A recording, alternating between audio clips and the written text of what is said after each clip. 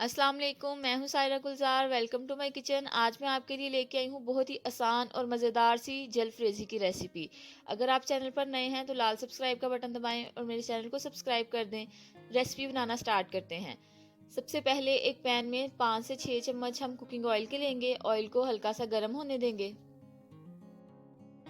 اب اس آئل میں ہم 1 چمچ کٹا ہوا لہسن ڈالیں گے اور لہسن کو اتنا فرائی کریں گے اس کے کچے پن کی اسمیل ختم ہو جائے اور اس میں سے اچھی سی خوشبو آنے لگے۔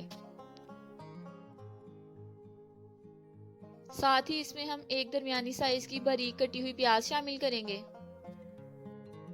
لہسن اور پیاز کو آپ نے بہت زیادہ فرائی نہیں کرنا، نہ ہی اس کا کلر چینج کرنا ہے۔ جیسے ہی یہ ٹرانسلوسنٹ ہو جاتا ہے اس میں ہم چکن ایڈ کر دیں گے۔ ½ کلو بون لیس چکن لیا، اس کو لمبائی میں کاٹ کے وہ میں اس میں شامل کر رہی ہوں۔ آپ چاہیں تو چکن کی کسی بھی شیپ میں کٹنگ کر سکتے ہیں۔ یاد رکھنا ہے کہ جس شیپ میں پھر ہم چکن کو یوز کریں گے اسی شیپ کی جو ویجیٹیبلز ایڈ کرنی ہیں وہ بھی کاٹنی ہیں آپ نے۔ اس سے ڈش کی فائنل لک بہت پیاری لگے گی۔ اب اس کو ہم نے اتنا فرائی کرنا ہے کہ اس کا کلر جو ہے وہ چینج ہو جائے۔ 2 چمچ سرکہ ایڈ کریں گے۔ سرکہ ایڈ کرنے سے چکن کی اسمیل بھی ختم ہو جائے گی اور چکن جلدی گل جائے گا۔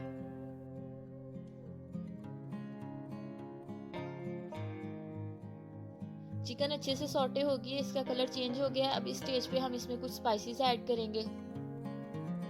½ ٹی اسپون پیپریکا ایڈ کریں گے، ½ چمچ دھنیا پاؤڈر، ½ چمچ کالی مرچ اور 1 چمچ کٹی ہوئی لال مرچ، ½ چمچ میں نے نمک لیا، آپ ٹیسٹ کے اکارڈنگ ایڈجسٹ کر لیں، اور 1 چمچ اس میں جائے گا بھنا ہوا زیرہ۔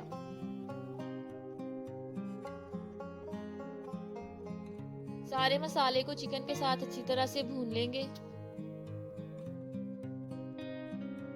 چکن جلد فریزی بہت مزے کی لگتی ہے، آپ اس کو نوڈلز کے ساتھ بھی کھا سکتے ہیں، چاول کے ساتھ، یہاں تک کہ آپ اس کو پراٹھے کے ساتھ بھی کھائیں تو بہت ٹیسٹی لگتی ہے، اور بہت سارے لوگ اس کو بہت طریقوں سے بناتے ہیں۔ میں آپ کے لیے سب سے آسان ورژن لے کے آئی ہوں جلد فریزی کا، آپ اس کو بنائیں گے انشاءاللہ آپ کو بہت اچھی لگے گی۔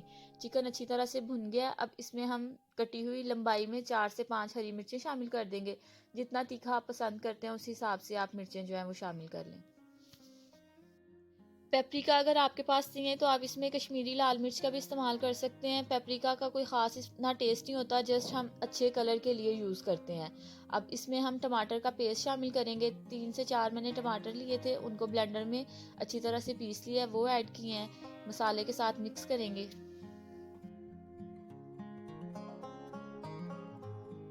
اب ہم اس چکن کو کور کر کے 4 سے 5 منٹ تک پکائیں گے ہلکی آنچ پہ، تاکہ چکن اچھی طرح سے گل جائے اور ٹماٹر کا پانی بھی خشک ہو جائے۔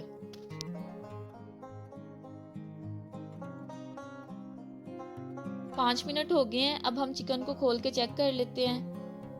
دیکھیں کتنا اچھا کلر آ گیا، ٹماٹر کا پانی بھی خشک ہو گیا، اسی پانی میں چکن بھی گل گیا ہے اور اچھا سا مسالہ جو ہے وہ تیار ہو گیا ہے۔ کو ایک پیس توڑ کے چیک کرواتی ہوں، دیکھیں چکن بہت اچھی طرح سے گل گیا ہے۔ اب ٹائم ہے اس میں ہم کچھ ویجیٹیبلز جو ہیں وہ ایڈ کر دیں۔ 2 درمیانے سائز کی لمبائی میں کٹی ہوئی پیاز ڈالیں گے۔ جس شیپ میں آپ نے چکن کو کٹ کر کے یوز کیا ہے اسی شیپ میں ہم اپنی ویجیٹیبلز کی بھی کٹنگ کریں گے۔ اب اس میں جائیں گے شملہ مرچ 1 کپ، اس میں نے ریڈ اور یلو شملہ مرچ کا بھی استعمال کیا ہے اچھے کلر کے لیے۔ اگر آپ کے پاس نہیں ہے تو آپ صرف ہری والی شملہ مرچ کے ساتھ بھی جلد فریزی بنا سکتے ہیں۔ سبزیوں کو اچھی طرح سے مکس کریں گے۔ کچھ لوگ چکن جلد فریزی میں ایگز بھی یوز کرتے ہیں، اگر آپ کو پسند ہے تو اس سٹیج پہ آپ فرائی کر کے وہ شامل کر سکتے ہیں۔ سبزیوں کو بہت زیادہ نہیں پکائیں گے، ہلکا سا جسٹ نرم ہونے دیں گے اور ہماری ریسیپی تیار ہو جائے گی۔ کور کر کے 2 سے 3 منٹ تک آپ دم لگائیں اور پھر ہم اس کو ڈش آؤٹ کر لیتے ہیں۔ اب دیکھیں کتنی جلدی بہت چٹپٹی مزیدار چکن جلد فریزی تیار ہے۔ اچھی طرح سے ایک دفعہ مکس کر لیں گے اور اس کا چولہا بند کر کے ڈش آؤٹ کر لیتے ہیں۔ آپ اسے ایگ فرائیڈ رائس یا زیرہ رائس کے ساتھ بنا کے کھائیں، آپ کو بہت اچھی لگے گی۔ یہ ریسیپی ضرور ٹرائی کریں، اس کا فیڈ بیک میرے ساتھ شیئر کریے گا۔ اگر آج کی ویڈیو آپ کو پسند آئی ہو تو اس کو لائک کر دیں، شیئر کریں۔ بہت جلد ملیں گے ایک نئی ریسیپی کے ساتھ، تب تک اپنا بہت خیال رکھیں اور مجھے دعاؤں میں یاد رکھیے گا۔ اللہ حافظ۔